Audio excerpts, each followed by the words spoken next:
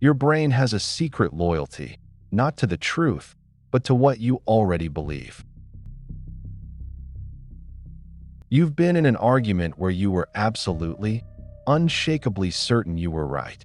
You had the facts, you had the logic, you had the experience. And the other person? They were clearly wrong. Except here's the problem. They felt exactly the same way about you. This isn't a communication failure. It's a neurological one. Your brain was never designed to find the truth. It was designed to win arguments, to defend existing beliefs, to filter reality through a lens that confirms what you already think you know. In 2019, neuroscientists at University College London scanned the brains of people receiving information that contradicted their beliefs. The regions associated with rational analysis barely activated. Instead, the brain's threat detection systems lit up, the same circuits that fire when you're being physically attacked. Your brain treats a challenge to your beliefs the same way it treats a punch to the face. And this isn't a flaw in some people. It's the default operating system of every human brain on the planet. The smartest people aren't immune. In many cases, they're worse. Because intelligence doesn't protect you from self-deception. It gives you better tools to construct it. Here are 7 reasons why your brain convinces you you're right, even when you're completely wrong. Before we get into the 7 mechanisms, you need to understand something that most people never consider. Being wrong feels identical to being right.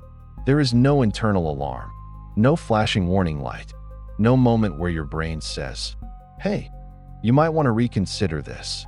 The sensation of certainty is not correlated with accuracy. It's correlated with emotional investment. Neuroscientist Robert Burton demonstrated this in his landmark research at UCSF. He found that the feeling of knowing, that visceral sense of "I'm right," is generated by primitive brain circuits that operate below conscious awareness. It's not the result of careful analysis. It's a neurochemical reward. Your brain literally gives you a dopamine hit for confirming what you already believe. This means every time you feel certain about something, that certainty itself is suspect, not because you're stupid, but because certainty is a feeling, not a fact. And feelings can be manufactured by a brain that prioritizes psychological comfort over objective truth. The 7 mechanisms we're about to explore are not character defects. They're evolutionary features. Every single one of them helped your ancestors survive. But in a world where being right actually matters, in medicine, in relationships, in politics, in business, these survival tools have become intellectual traps.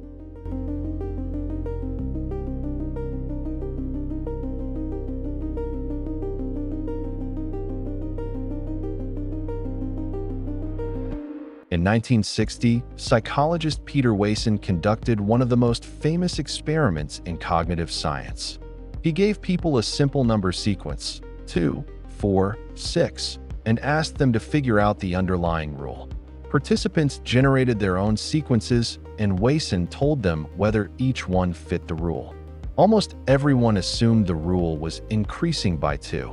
So they tested sequences like 8, 10, 12, and 20, 22, 24. And every time, Wason said yes, it fits. They felt more and more confident. But they were wrong. The actual rule was simply any 3 ascending numbers. 1, 2, 3 would have worked. So would 5, 100, 900. The problem wasn't that people couldn't figure it out. The problem was that nobody tried to prove themselves wrong. They only tested sequences that confirmed their hypothesis. Not a single participant in Wason's original study started by trying to disprove their theory. This is confirmation bias, and it's not limited to number puzzles. A 2020 meta-analysis published in Psychological Bulletin reviewed over 150 studies and found that confirmation bias affects every domain of human thought, from medical diagnosis to criminal investigation to political judgment. Doctors who form an early hypothesis about a patient's condition will unconsciously seek symptoms that confirm it and overlook symptoms that contradict it. And they have no idea they're doing it. You don't see the world as it is. You see the world as you expect it to be.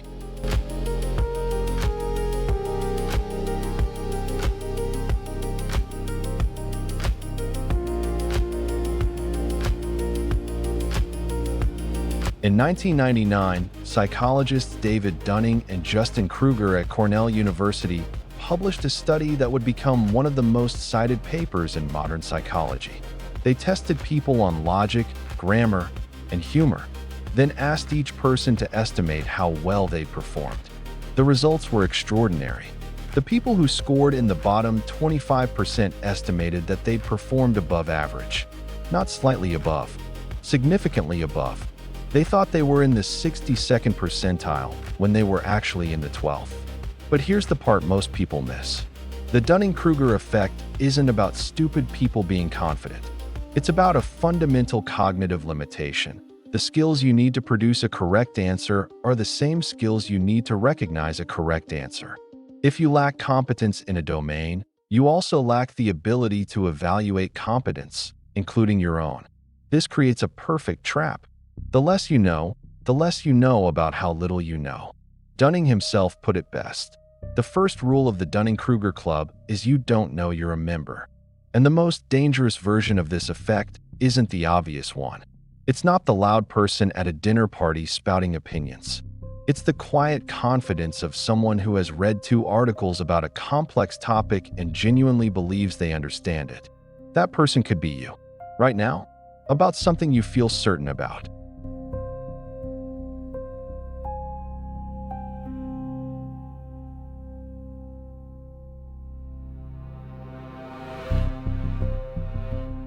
In 1959, Leon Festinger and James Carl Smith conducted an experiment that revealed something disturbing about how the human mind processes contradiction.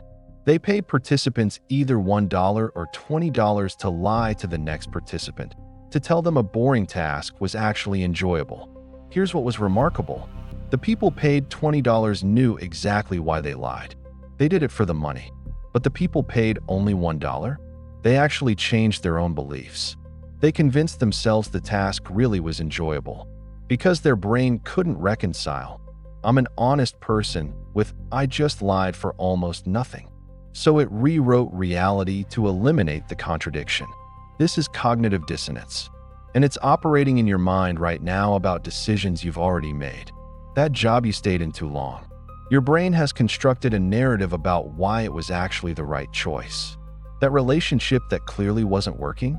Your brain has archived a version of events where staying made sense. Cognitive dissonance is the reason people double down on bad investments, defend failed strategies, and rationalize harmful decisions. Because admitting you were wrong isn't just intellectually uncomfortable. It threatens your identity. Your brain would rather distort reality than let you see yourself as someone who makes bad choices. A 2010 study in the Journal of Experimental Social Psychology found that the stronger a person's self-image, the more aggressively their brain works to resolve dissonance, by rejecting contradictory evidence rather than updating their beliefs.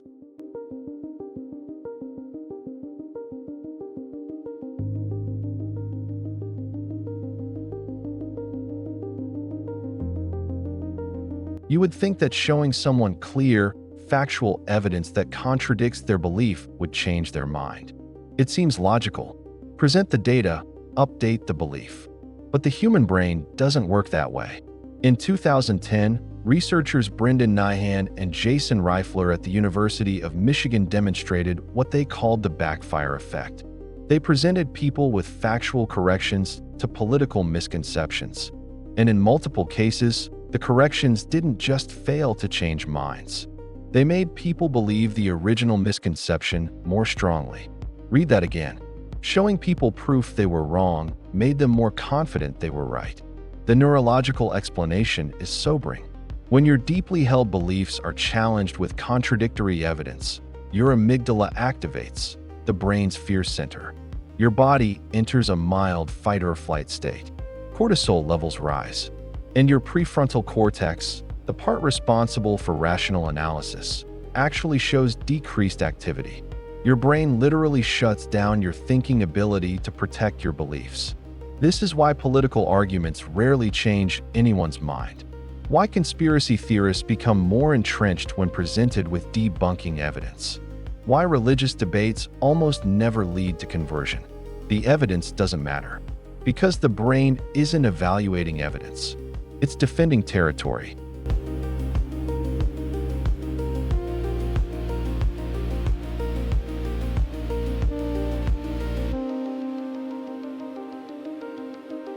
Psychologist Lee Ross at Stanford University identified a cognitive bias so fundamental, so deeply embedded in human cognition, that most people go their entire lives without ever recognizing it. He called it naive realism. Naive realism is the belief that you see the world objectively, that your perception of reality is accurate, unbiased, and rational, and that anyone who disagrees with you is either uninformed, irrational, or motivated by self-interest. In a series of studies, Ross demonstrated that people on both sides of contentious issues, abortion, gun control, immigration, were equally convinced that their view was the objective, rational one, and each side believed the other was biased. Neither side considered the possibility that their own perception might be distorted. This is the most dangerous bias on this list, because every other bias we've discussed operates within your perception. But naive realism distorts the lens itself. It convinces you that you don't have a lens, that you're seeing raw, unfiltered reality while everyone else is looking through a distorted window. The truth is, no human being has ever perceived objective reality. Every experience you have is filtered through your culture, your upbringing, your emotional state, your prior beliefs, and the neurological limitations of a brain that evolved to survive, not to be accurate. You are always seeing a construction, never the thing itself. And the moment you forget that, you become the most dangerous version of wrong. Someone who is wrong but incapable of even imagining it.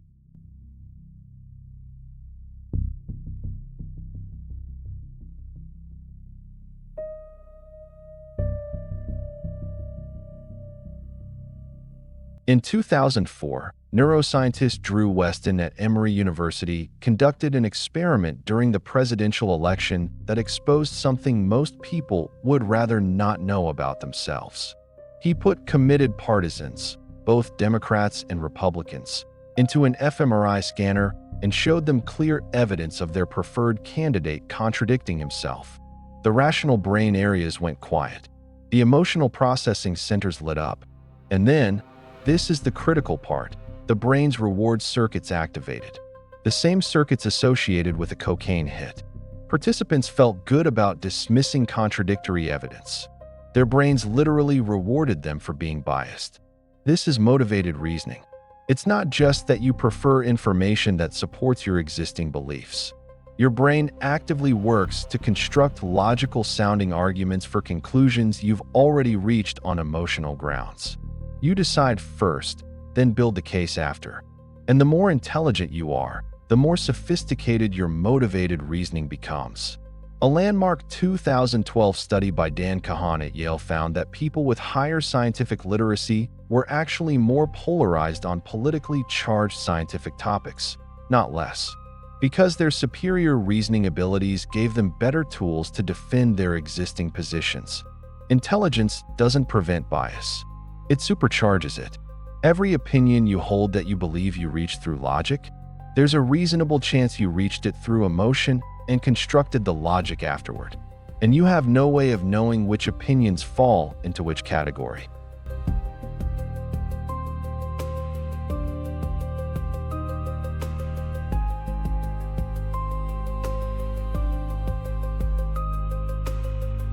In one of the most unsettling experiments in psychology, researchers at Stanford gave participants fake evidence about a topic, firefighter risk assessment. Some were told studies showed that risk takers make better firefighters. Others were told the opposite. Then the researchers did something unusual. They revealed the deception. They told every participant explicitly, the evidence you just read was completely fabricated. It was made up for this study. None of it was real.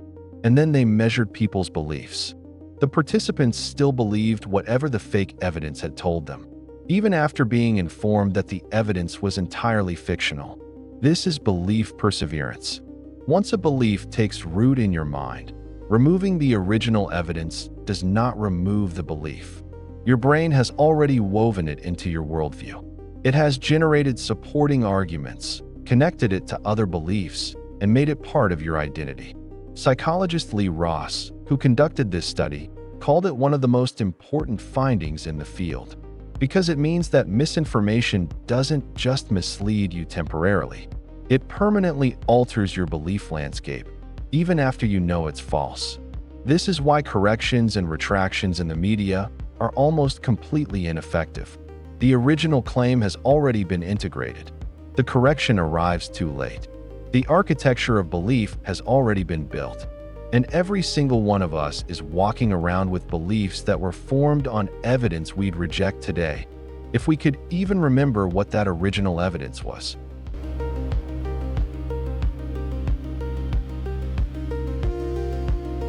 So here's the uncomfortable truth. You are not a rational being who occasionally gets emotional. You are an emotional being who occasionally gets rational. And the 7 mechanisms we've just explored, confirmation bias, the Dunning-Kruger effect, cognitive dissonance, the backfire effect, naive realism, motivated reasoning, and belief perseverance, are not bugs in your software. They are the software. But understanding this gives you something almost nobody has: the ability to doubt yourself productively, not paralyzed self-doubt, strategic self-doubt, the kind that asks, what would I expect to see if I were wrong? The kind that actively seeks out the strongest argument against your position, not to weaken your thinking, but to sharpen it. Philosopher Daniel Dennett proposed a rule: before you criticize someone's position, you should be able to state it so clearly and fairly that they would say, yes, that's exactly what I believe. If you can't do that, you don't actually understand what you're disagreeing with. The people who are most often right are not the ones with the strongest opinions. They're the ones who hold their beliefs loosely, who update constantly, who treat certainty as a warning sign rather than a badge of honor. Being wrong isn't the problem. Staying wrong, because your brain won't let you see it, that's the problem. And now you know exactly how it works.